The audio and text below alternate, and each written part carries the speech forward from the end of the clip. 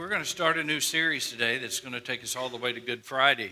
And I know some of you who haven't looked ahead a little bit thinking, man, that's a long ways from now. But you realize there's only 7 Sundays counting today until we get to Easter weekend, until we get to Good Friday.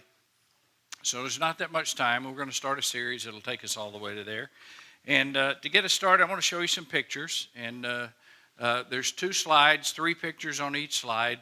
And all 6 of the things shown have one main thing in common. It's not that hard, but I want to show you the first one here.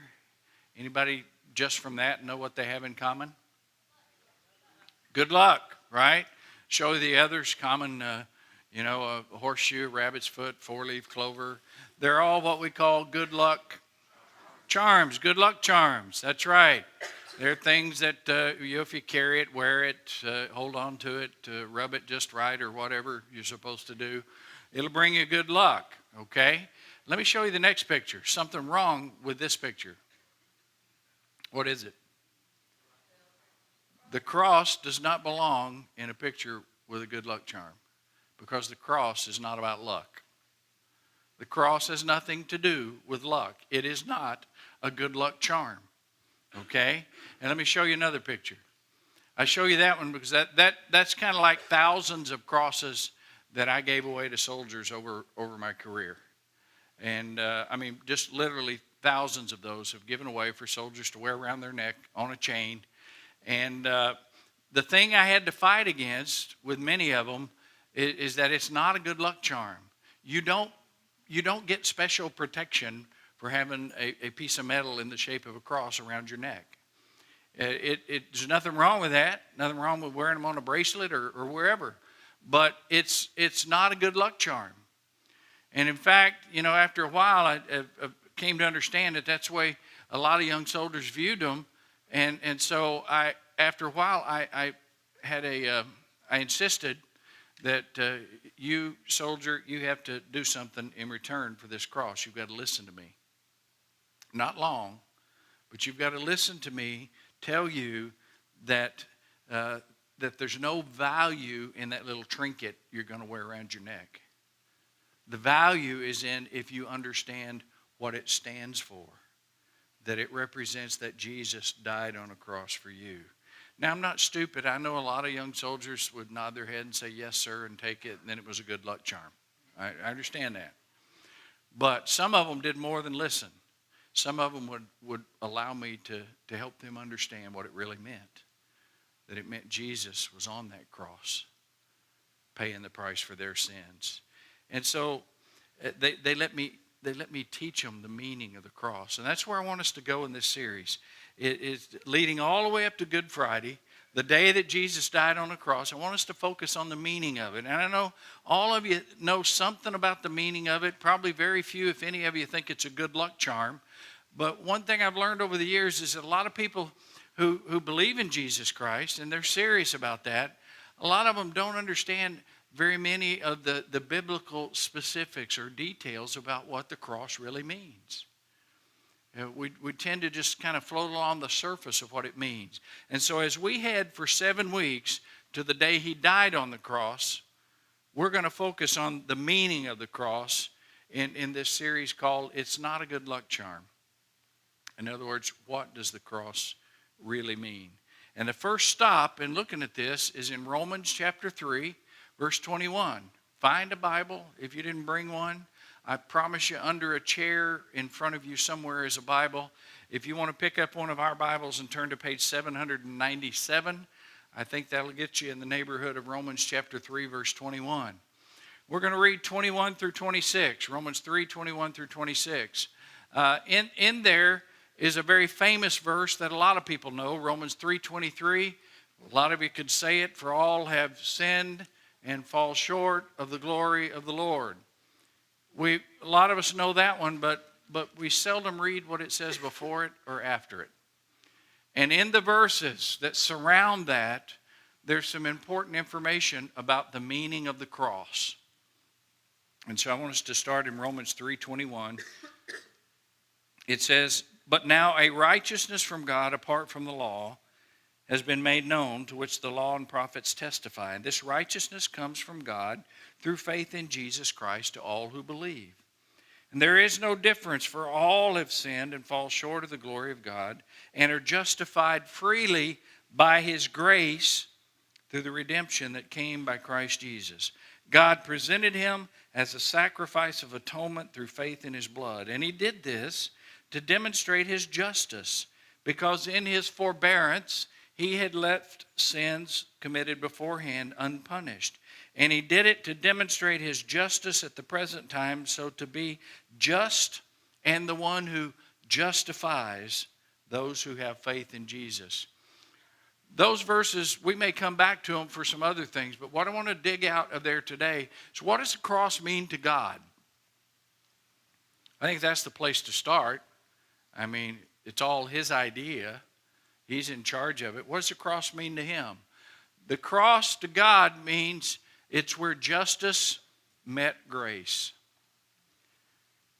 Now, you've got to understand the justice part of the cross to understand the grace part.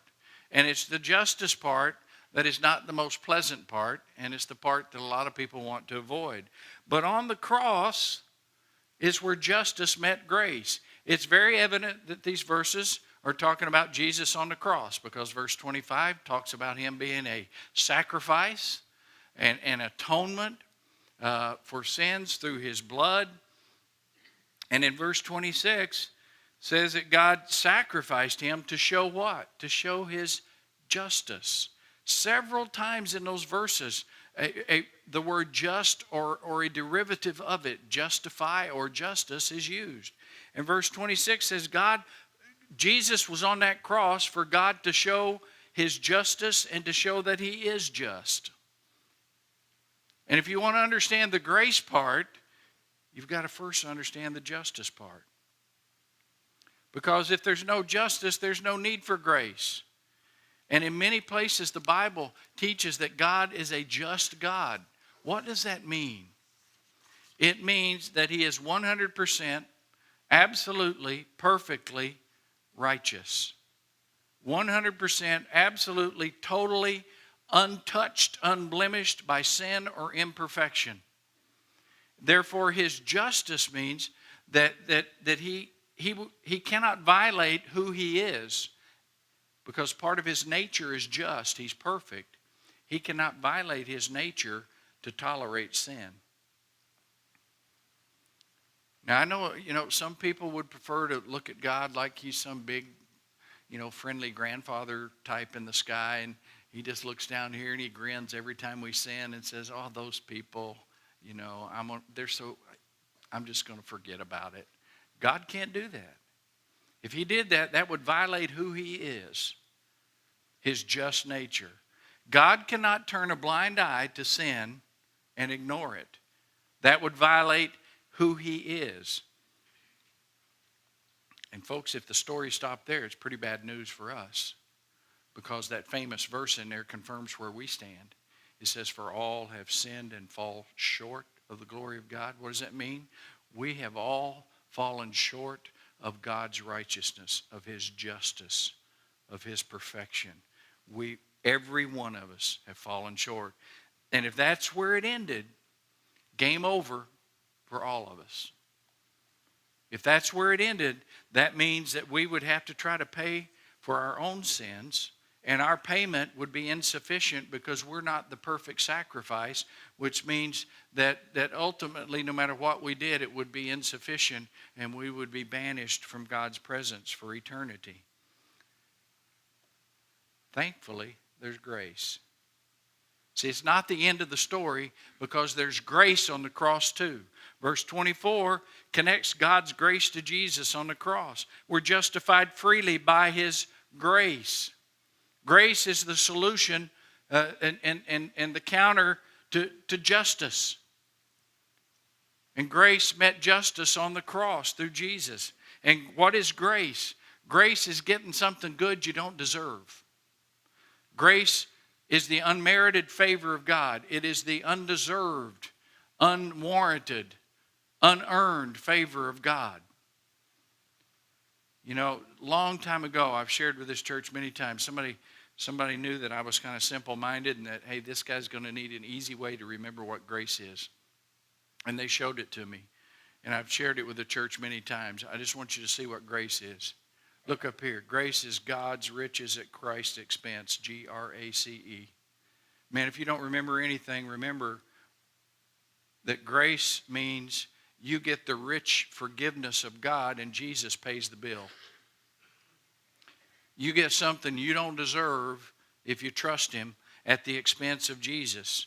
And I know a lot of people don't want to hear it, but you know the only thing we deserve from God, I don't want to offend you, the only thing we deserve from God is justice.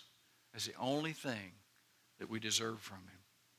But grace says that he offers us what we don't deserve, the richness of his forgiveness. You see, when Jesus died on a cross to meet God's requirement for justice, because somebody had to pay for sin in order for God to be just. And when Jesus did that and paid the bill, then that opened the door for grace to flow and to be offered to all who truly believe. So in that sense, justice meant grace on the cross. Now we're going to explore later in more detail about what the cross means to believers.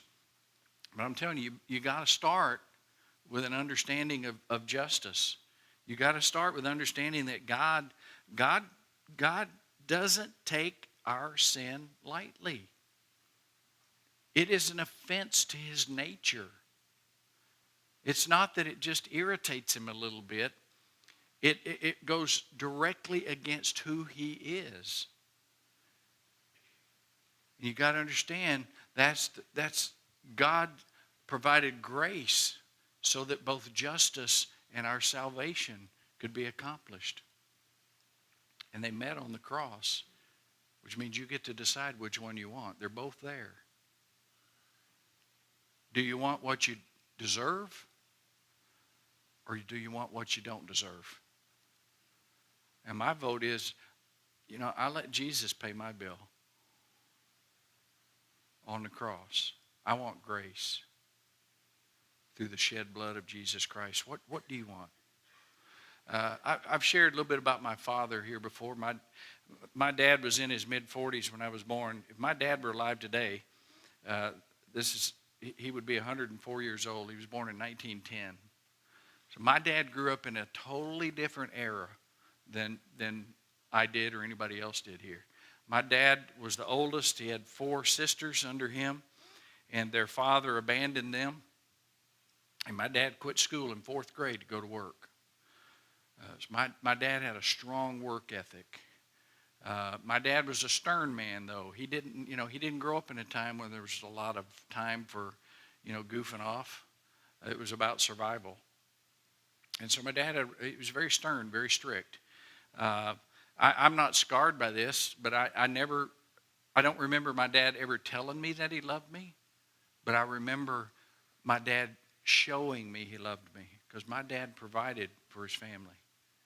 He took that seriously. My dad did things with us. He took me and my brothers hunting and fishing, and my dad worked hard. My dad was honest. My dad was a respected person in our little town because of the character he had.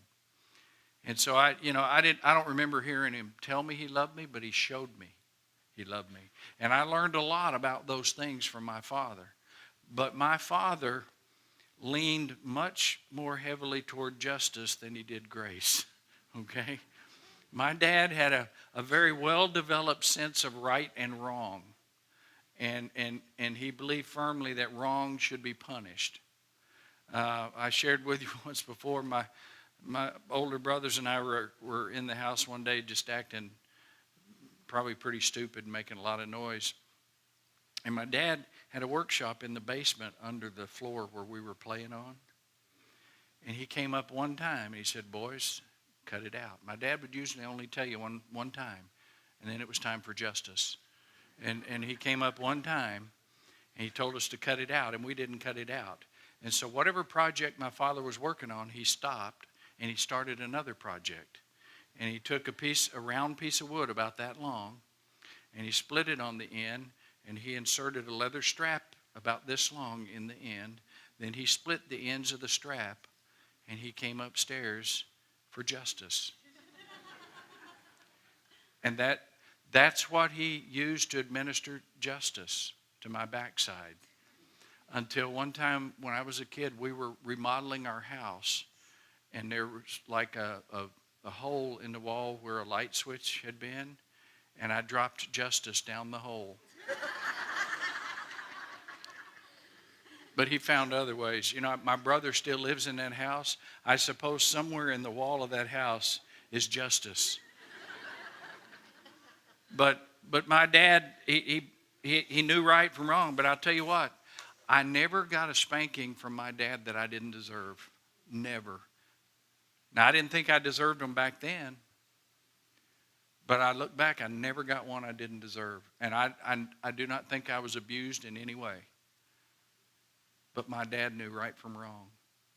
And he wanted me to know that. My dad worked hard. He was a laborer for the electric company. He climbed light poles the old-fashioned way. They didn't have bucket trucks. He'd strap spurs to his legs, and he climbed poles all day for the electric company. Then he would come home at night, how committed he was to providing for his family.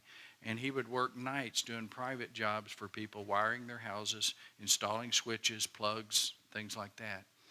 And even as a little boy, I went with him on those jobs. And my job was, I was a gopher. You know what a gopher was? Gopher tools. You go for the tools and you bring them back to him. You hold the tools.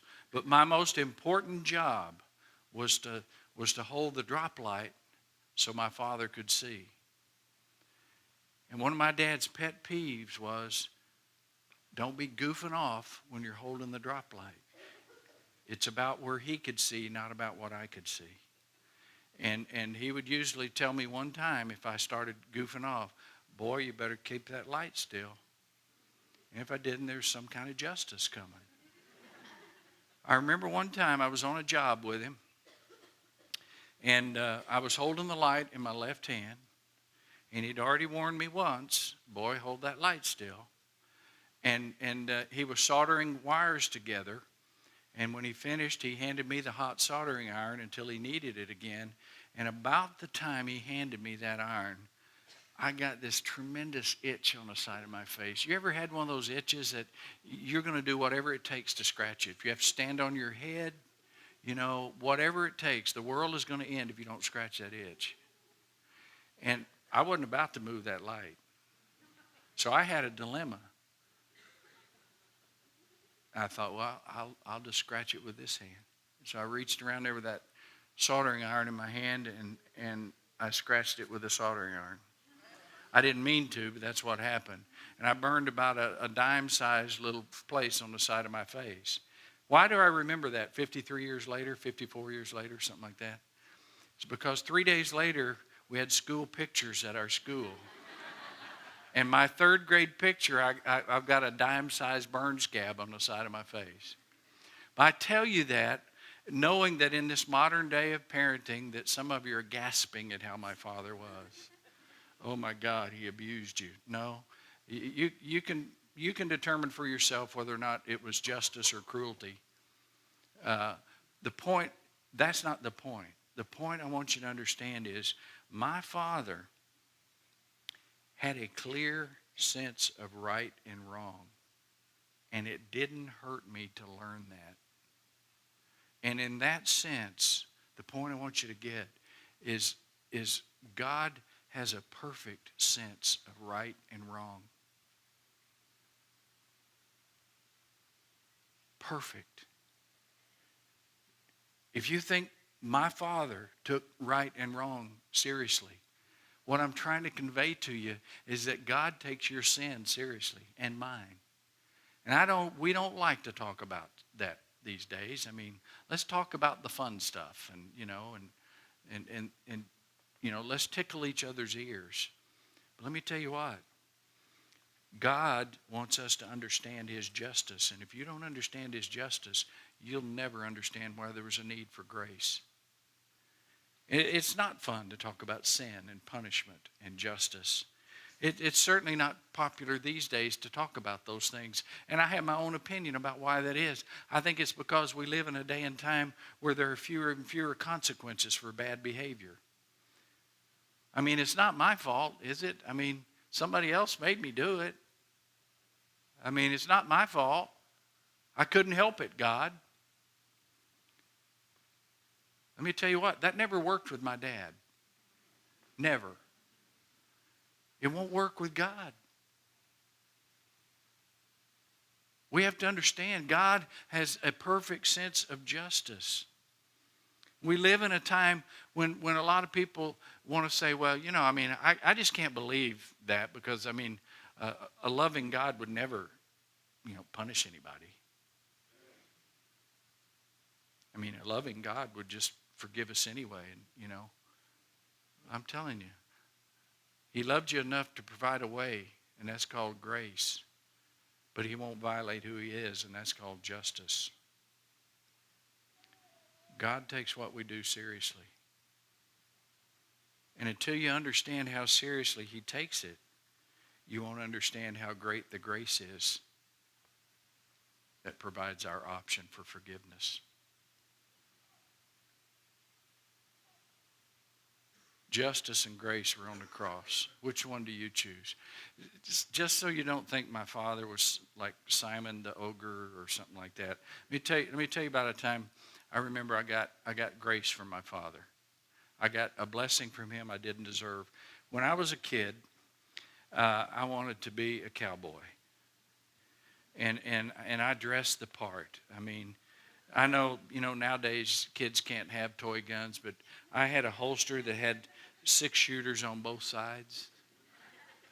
I had a whole shoebox full of caps to shoot in them. I had a cowboy hat. I had a vest. I had a badge because I was a good guy. And I had cowboy boots. I wanted to be a cowboy. And one of the problems is I've had a lifelong fear of horses, which is a liability for a cowboy. And so I always had a stick horse, and so it's hard to be a cowboy without a horse. But I wanted to be a cowboy. And I remember one time my dad was going to take me to town. We didn't have any stores in my town. And he was going to take me to town and buy me new cowboy boots. And what I had to do is on a Saturday, I had to get up and help him with something. And then we'd go to town and get the cowboy boots. I don't remember exactly what happened the next day. Probably a better offer to play with somebody or go somewhere came along. And I didn't want to help my dad and didn't want to go to town with him. Now, normally, I don't know why, but my mom intervened. And for some reason, I didn't have to help him or go to town. So usually it would have just been justice. Boy, get in the truck, we're going, But for some reason, I didn't have to help him, didn't have to go. It upset my dad. And the last thing he said before I left, he said, boy, you're not getting those boots. You didn't do your part. You didn't do what you're supposed to do. You're not getting those boots. You know what my dad had for me when he got home that day? Brand new pair of cowboy boots. I didn't deserve those boots. I didn't do my part. I didn't earn them. That's grace. It's when you get something good you don't deserve. See, justice would be we never get the boots. Grace is God offers you the boots that Jesus is willing to pay for. What do you want? What you deserve? Or the rich grace and forgiveness that you don't deserve? It's your choice.